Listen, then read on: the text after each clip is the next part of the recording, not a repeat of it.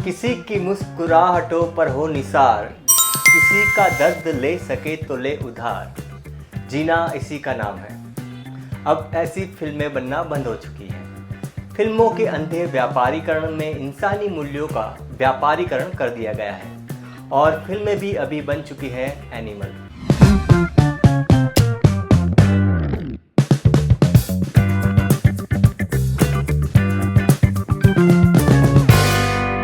नमस्कार, स्वागत है आपका नुक्कड़ नेटवर्क में। आज के समय में जब हम खोखली अस्मिता के उस दौर से गुजर रहे हैं जहां सांप्रदायिक, जातिगत, भाषा या राजनीतिक मसलों को सुलझाने के लिए की गई हिंसा को सामूहिक रूप से स्वाभाविक ठहराया जाता है। इस तरह की सामूहिक सोच किसी भी देश को आर्थिक और सामाजिक पछात बनाने के लिए काफ़ी है। ऐसे समय में हम आज एक ऐसी फिल्म के बारे में बात करेंगे जो सारे विरोधी मुद्दे होने के बावजूद बातचीत के तौर पर आगे चलती है। लड़ाई भी होती है पर हिंसा नहीं होती है। विरोधी विचारों को कैसे डायलॉग से सुलझाया जा सकता है, यह इस फिल्म में काफ़ी बखूबी से बताया गया है। तो आइए देखते हैं लोकतंत्र का जादू, नया दौर। नया दौर एक ऐसी फिल्म है जो औद्योगिकरण के प्रभाव और मानवीय संघर्ष की कहानी कहती है।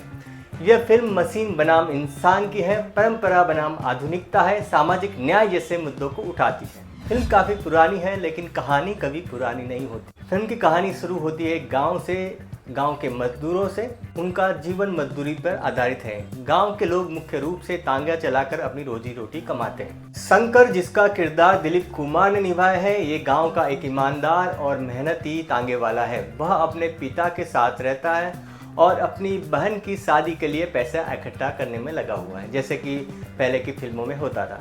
गांव में उसकी सबसे अच्छी दोस्त है रूपा, जो उसका किरदार निभाया है वैजंती माला ने, जिससे वो प्रेम करता है। गांव में एक नया बस स्टैंड और फैक्ट्री लगाई जाती है जिससे लोगों को लगता है कि उनका जीवन बेहतर होगा, लेकिन फैक्ट्री मालिक कन्हैया लाल जीवन गाँव के गरीब लोगों को बेघर करने और उनकी रोजी रोटी छीनने की साजिश करता है।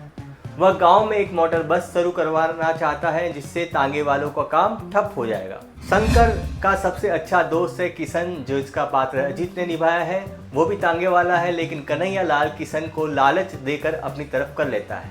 किशन अब रूपा को पाने के लिए शंकर से दुश्मनी करने लगता है, जैसे 90s और 80s की फिल्मों में होता था। अब ये जो संघर्ष है वो चुनौती के रूप में शुरू हो जाता है।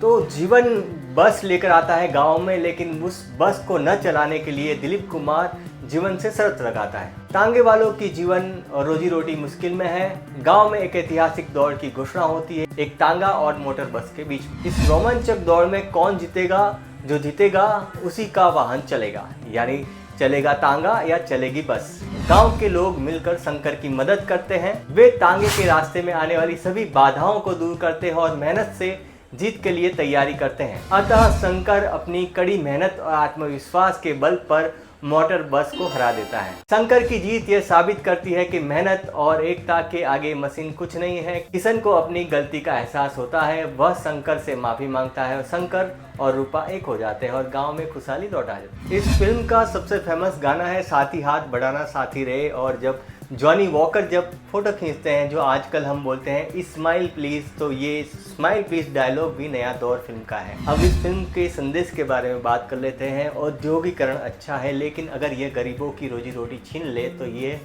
एक खतरनाक औद्योगिकरण होगा। मेहनत, ईमानदारी और एकता से कोई भी बड़ी चुनौती जीती जा सकती है। आधुनिकता और परंपरा का संतुलन बहुत जरूरी है। नया दौर सिर्फ एक फिल्म नहीं बल्कि उस दौर की सामाजिक सच्चाई को दिखाने वाली एक प्रेरणादायक कहानी थी। यह फिल्म आज भी लोगों को मेहनत और हिम्मत से अपने अधिकारों के लिए लड़ने का संदेश देती है।